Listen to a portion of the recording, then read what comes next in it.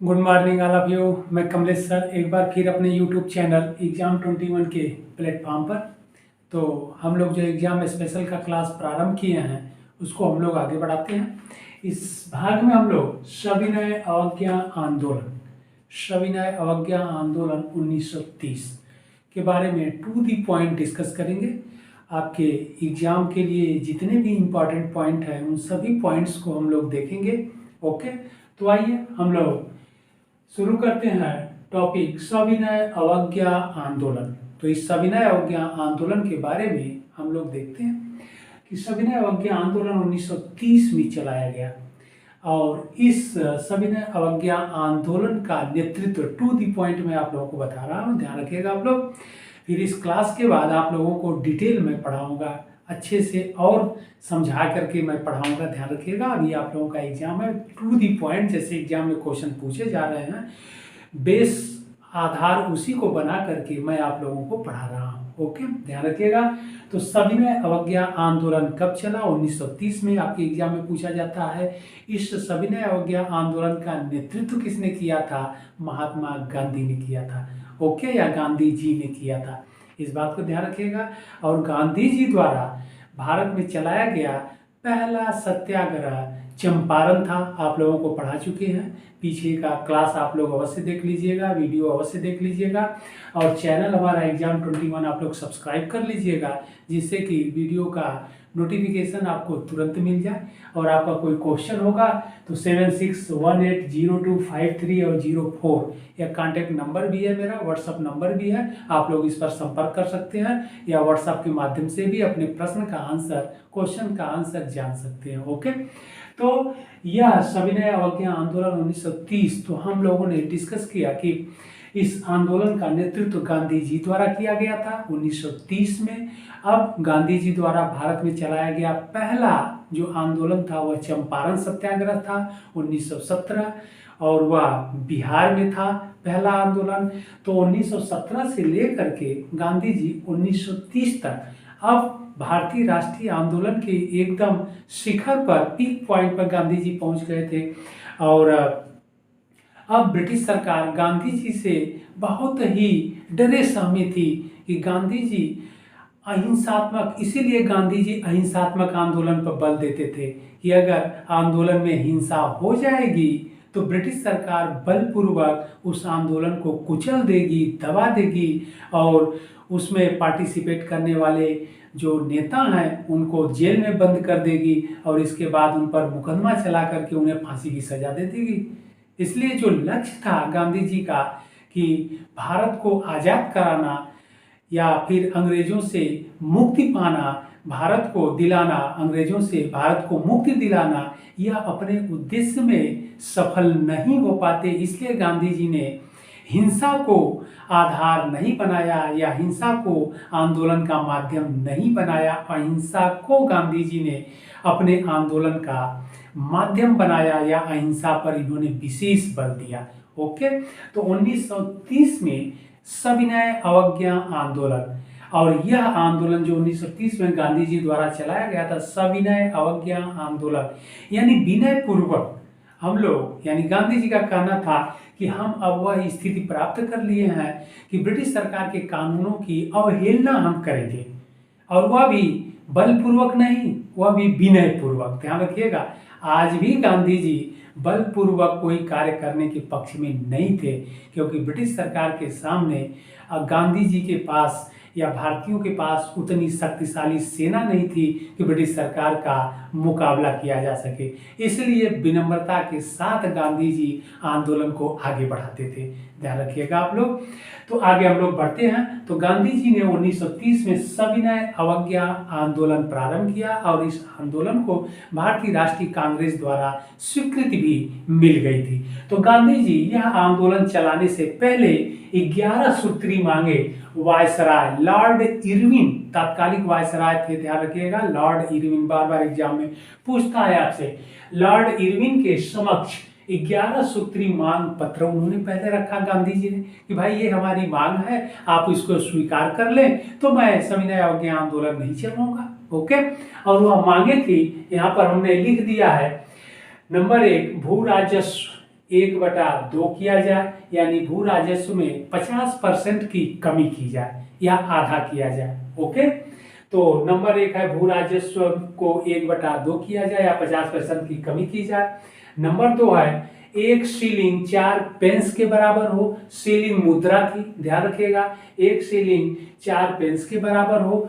Number 3 है मध्य निषेध लागू हो। नंबर 4 है नमक कर समाप्त किया जाए, ध्यान रखिएगा, नमक कर समाप्त किया जाए। नंबर 6 है सैनिक व्यय में 50% की कमी की जाए या कटौती की जाए, ध्यान रखिएगा। नंबर 7वां पॉइंट है तटकर विधेयक लाया जाए। 8वां पॉइंट है गुप्तचर विभाग समाप्त किया जाए। ओके, 9वां पॉइंट है राजनीतिक बंदी छोड़ दिए जाए, यानी राजनीतिक बंदियों को जो जेल में बंद हैं, कैद हैं ब्रिटिश सरकार के, उन्हें मुक्त किया जाए। ओके, यह बात भी गांधी जी ने रखे, राजनीतिक बंदी छोड़ दिए जाए। अगला पॉइंट है 10वां भारतीयों को आत्मरक्षा के लिए हथियार रखने का आदेश दिया जाए, यानी भारतीयों को अपनी सुरक्षा के लिए आर्म्स यानी हथियार रखने का आदेश दिया जाए। अगला 11वां पॉइंट है विदेशी कपड़े पर विशेष आयात कर लगाया जाए। तो यह गांधी जी की 11 सूत्री मांग थी। तो गांधी जी के इन 11 सूत्री मांग जो थी वायसराय के समक्ष गांधी जी ने इसे रखा, लेकिन वो तात्कालिक वायसराय लॉर्ड इरविन ने इसे मानने से अस्वीकार कर दिया। तो फिर क्या हुआ, तो फिर 14 फरवरी 1930, ध्यान रखिएगा, 14 फरवरी 1930 को साबरमती में, साबरमती आश्रम यानी गांधी जी का जो साबरमती आश्रम था, तो साबरमती में कांग्रेस की बैठक बुलाई गई, यानी बैठक हुई और सविनय अवज्ञा आंदोलन चलाने का निश्चय किया गया। इसी साबरमती में कांग्रेस की बैठक हुई 14 फरवरी 1930 को। इसी बैठक में सविनय अवज्ञा आंदोलन चलाने का निश्चय किया गया। क्यों? क्योंकि यह गांधी जी द्वारा जो 11 सूत्री मांगे वायसराय या ब्रिटिश सरकार के समक्ष रखा गया था, ब्रिटिश सरकार ने इस पर कोई विचार नहीं किया। ओके, आगे बढ़ते हैं। तो इस सविनय अवज्ञा आंदोलन का प्रारंभ गांधी जी कहां से किए? दांडी यात्रा से। और दांडी यात्रा 12 मार्च 1930, बहुत इंपॉर्टेंट डेट है, आपसे एग्जाम में हमेशा पूछा जाता है। 12 मार्च 1930 को गांधी जी सहित 79 समर्थक, गांधी जी अपने 79 यानी गांधी जी को लेकर के 79 सदस्य हुए, यानी गांधी जी प्लस 78 अपने समर्थकों के साथ गांधी जी साबरमती से दांडी यात्रा किए। ध्यान रखिएगा, दांडी समुद्र तट के किनारे पड़ता है, यह भी दांडी गुजरात राज्य में ही स्थित है। तो ध्यान रखिएगा, साबरमती से दांडी 385 किलोमीटर की दूरी पर स्थित था। ओके, तो 385 किलोमीटर की दूरी पर साबरमती से दांडी स्थान था समुद्र के किनारे। तो इस स्थान को पर गांधी जी साबरमती से चल दिए दांडी के लिए। कब? 12 मार्च को, इस बात को ध्यान रखिएगा। और 6 अप्रैल 1930 को, यानी 24 दिन की यात्रा गांधी जी ने किए। कहां से किए? साबरमती से। और 24 दिन की यात्रा के पश्चात गांधी जी दांडी पहुंचे। 6 अप्रैल 1930 को गांधी जी दांडी पहुंचे, समुद्र तट के किनारे दांडी गांव था। ओके, और गांधी जी 6 अप्रैल 1930 को दांडी पहुंच करके समुद्र के किनारे मुट्ठी भर नमक उठाए और नमक कानून का या उल्लंघन उन्होंने किया। नमक कानून का गांधी जी ने उल्लंघन किया और यह आंदोलन पूरे भारत में तेजी से फैला, इस बात को ध्यान रखिएगा। और यह आंदोलन पूरे भारत में तेजी से फैला। गांधी जी ने इस आंदोलन के तहत क्या आह्वान किए? क्या? विदेशी वस्तुओं का बहिष्कार, ओके, और न्यायालयों का बहिष्कार, शिक्षण संस्थाओं का, ब्रिटिश सरकार द्वारा चलाए जा रहे शिक्षण संस्थाओं का बहिष्कार, वकीलों से यानी एडवोकेट लोगों से न्यायालयों का बहिष्कार करने को कहा गया, उन लोगों ने बहिष्कार किया। विदेशी वस्त्रों का बहिष्कार किया गया, विदेशी वस्तुओं को बहिष्कार किया गया, विदेशी वस्त्रों की होली जलाई गई इस आंदोलन में।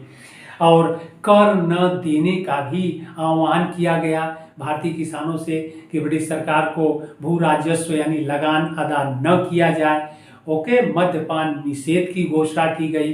तो यह आंदोलन अपने उत्कर्ष पर यानी शिखर पर पहुंचा बहुत तेजी से, और फिर उत्तर पश्चिम क्षेत्रों में अब्दुल गफ्फार खान द्वारा इस आंदोलन को सहयोग प्रदान किया गया या सपोर्ट किया गया। उनकी जो पार्टी थी लाल कुर्ती, तो उसके माध्यम से अब्दुल गफ्फार खान ने उत्तर पश्चिम क्षेत्रों में, सी राजगोपालाचारी ने तमिलनाडु के क्षेत्रों में, असम के सिलहट के क्षेत्रों में, इस प्रकार पूरे भारत में इस सविनय अवज्ञा आंदोलन को चलाया गया इन नेताओं द्वारा गांधी जी के नेतृत्व में, ध्यान रखिएगा। और यह आंदोलन अपने शिखर पर पहुंच गया। इस आंदोलन की तीव्रता को देखते हुए ब्रिटिश और इस आंदोलन में स्त्रियां भी बढ़ चढ़कर हिस्सा ली, इस बात को ध्यान रखिएगा। असहयोग आंदोलन की तरह इस आंदोलन में भी स्त्रियां बढ़ चढ़कर हिस्सा ली। विदेशी वस्त्रों की होलियां जलाई गई, कर न अदा किया गया। इसके अलावा सरकारी न्यायालयों यानी कोर्ट का बहिष्कार किया गया, शिक्षण संस्थाओं का बहिष्कार किया गया, विदेशी वस्तुओं का प्रयोग करने से इनकार किया गया। तो जब यह आंदोलन यानी सविनय अवज्ञा आंदोलन तेजी से अपने शिखर पर पहुंचा, तो फिर ब्रिटिश सरकार घबरा गई और ब्रिटिश सरकार ने 5 मई 1930 को गांधी जी को गिरफ्तार कर लिया।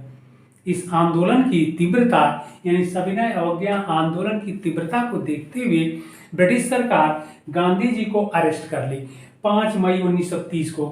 कई बार आपसे एग्जाम में पूछा गया है, ध्यान रखिएगा कि 5 मई 1930 को गांधी जी को सविनय अवज्ञा आंदोलन के दौरान गिरफ्तार कर लिया गया। और फिर इसके अलावा गांधी जी की गिरफ्तारी के पश्चात यह आंदोलन तेजी से आगे बढ़ता रहा और उसी दौरान भारतीय राष्ट्रीय आंदोलन की तीव्रता को रोकने के लिए ब्रिटिश सरकार ने लंदन में गोलमेज सम्मेलन का आयोजन किया।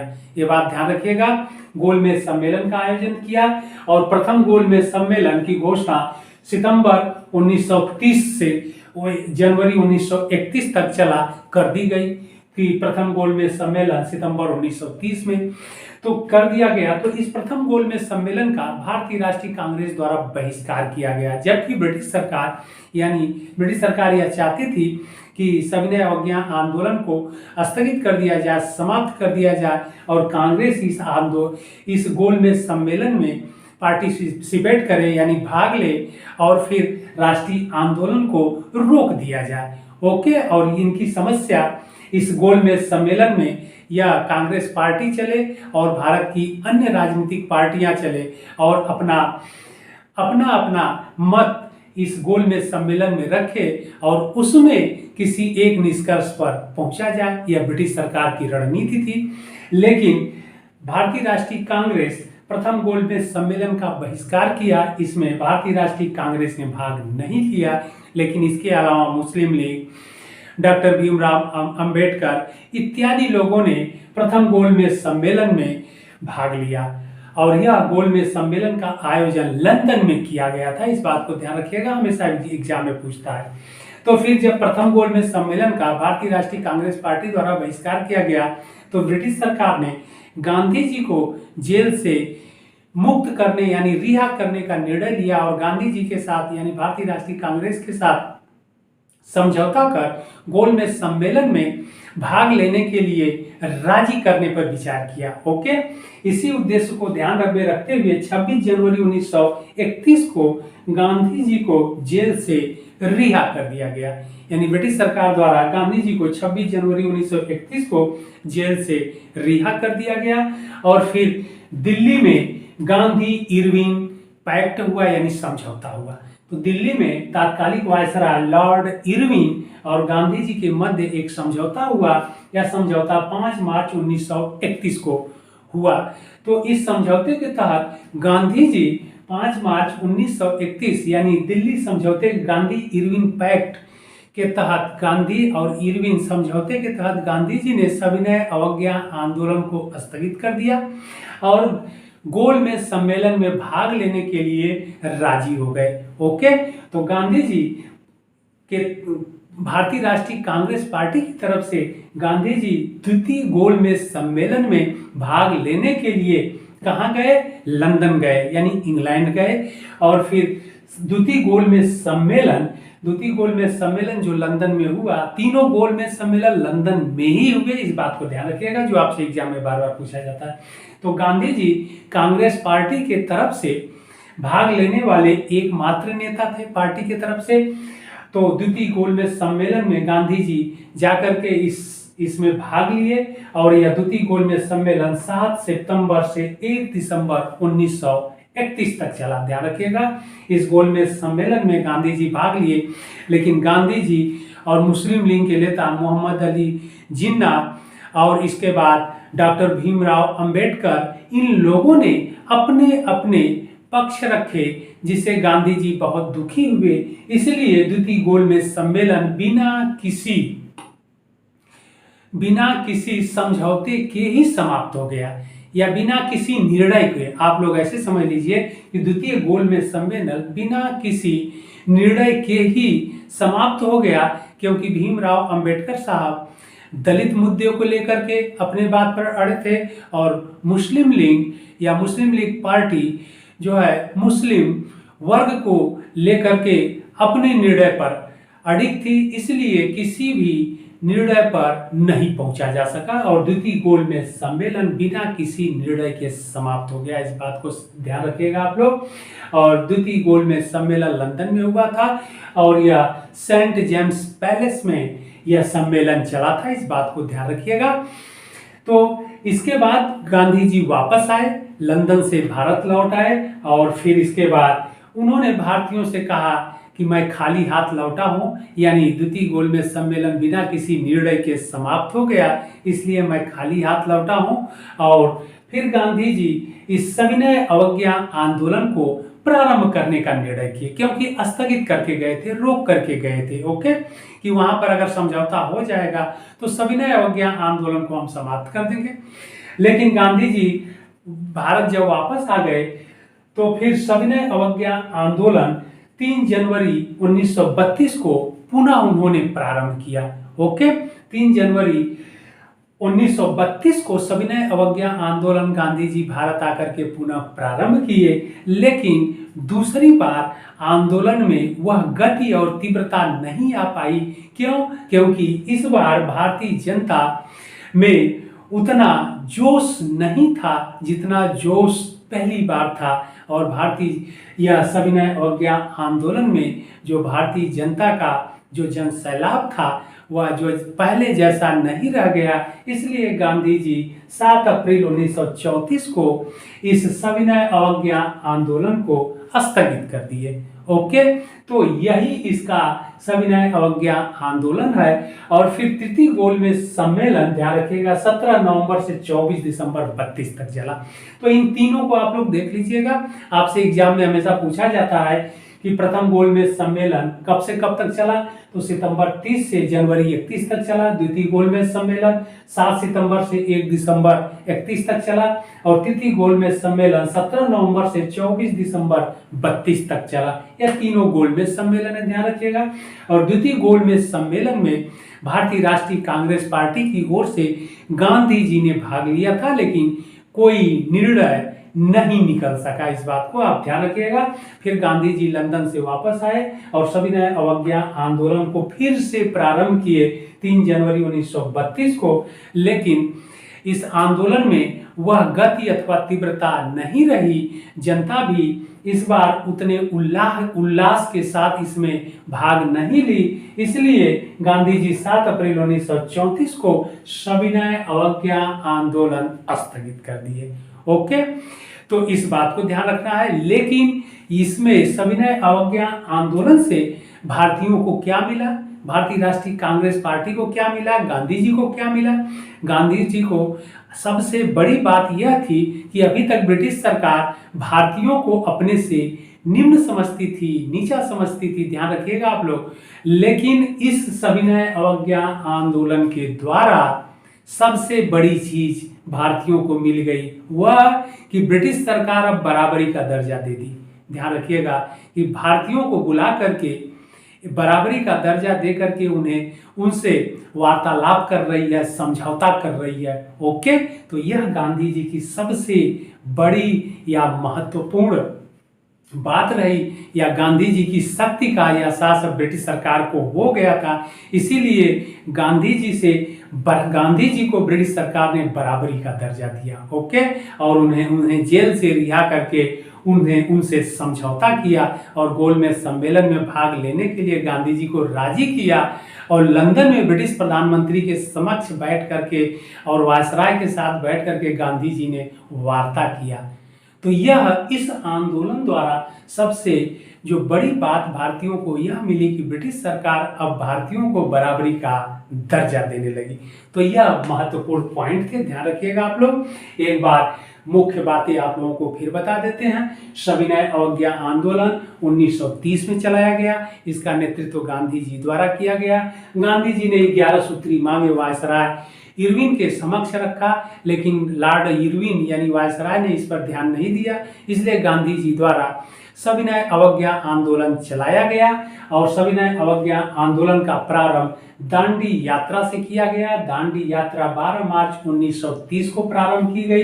गांधी जी सहित 79 समर्थक इसमें भाग लिए थे और वह साबरमती से दांडी तक की यात्रा किए थे और साबरमती से दांडी की दूरी, दांडी जो स्थान था, लास्ट गांव था समुद्र के किनारे, वह 300 साबरमती से दांडी की दूरी, दांडी स्थान की दूरी 385 किलोमीटर थी और गांधी जी इसे 24 दिन में इस दूरी को कंप्लीट किए या इस दूरी को तय किए और 6 अप्रैल 1930 को गांधी जी दांडी पहुंचे। ध्यान रखिएगा। और यह आंदोलन अपने शिखर पर पहुंचा, जिसके कारण ब्रिटिश सरकार भयवश, डरवश गांधी जी को अरेस्ट कर ली। 5 मई 1930 को गांधी जी को अरेस्ट कर लिया गया। फिर आगे चल करके गोलमेज सम्मेलन का आयोजन लंदन में किया गया, जिसमें भाग लेने के लिए गांधी जी को जेल से रिहा किया गया और फिर वायसराय लॉर्ड इरविन से गांधी जी के बीच एक पैक्ट हुआ, समझौता हुआ दिल्ली में। इस समझौते के तहत गांधी जी ने सविनय अवज्ञा आंदोलन को स्थगित किए और प्रथम में गोलमेज सम्मेलन सितंबर 1930 से जनवरी 31 के बीच में चला। इसमें कांग्रेस ने बहिष्कार किया था, लेकिन द्वितीय गोलमेज सम्मेलन 7 सितंबर से 1 दिसंबर के 31 के बीच में चला। इसी में भारतीय राष्ट्रीय कांग्रेस यानी गांधी जी इसमें पार्टिसिपेट किए या भाग लिए द्वितीय गोल सम्मेलन में। लेकिन और तृतीय गोलमेज सम्मेलन जो हुआ था 17 नवंबर से 24 दिसंबर 1932 के बीच, इसमें भी भारतीय राष्ट्रीय कांग्रेस पार्टी ने पार्टिसिपेट नहीं किया था। तो ध्यान रखिएगा कि प्रथम और तृतीय जो गोलमेज सम्मेलन लंदन में हुआ था, इसमें भारतीय राष्ट्रीय कांग्रेस पार्टी ने इसका बहिष्कार किया, इसमें पार्टिसिपेट नहीं किया। बस केवल ओनली द्वितीय गोलमेज सम्मेलन में ही भारतीय राष्ट्रीय कांग्रेस द्वारा भाग लिया गया, वह भी कांग्रेस पार्टी की तरफ से गांधी जी ने इसमें भाग लिया। इसके बाद गांधी जी वापस आ गए और दूसरी बार फिर सविनय अवज्ञा आंदोलन 3 जनवरी 32 को प्रारंभ किए, लेकिन आंदोलन की गति धीमी देखते हुए गांधी जी 7 अप्रैल 1934 को सविनय अवज्ञा आंदोलन को वापस ले लिए। तो यह महत्वपूर्ण पॉइंट था, आप लोगों के लिए लिख दिए हैं, इसको आप लोग देख लीजिएगा। ओके, फिर मिलते हैं हम लोग अगले भाग में, तब तक के लिए धन्यवाद।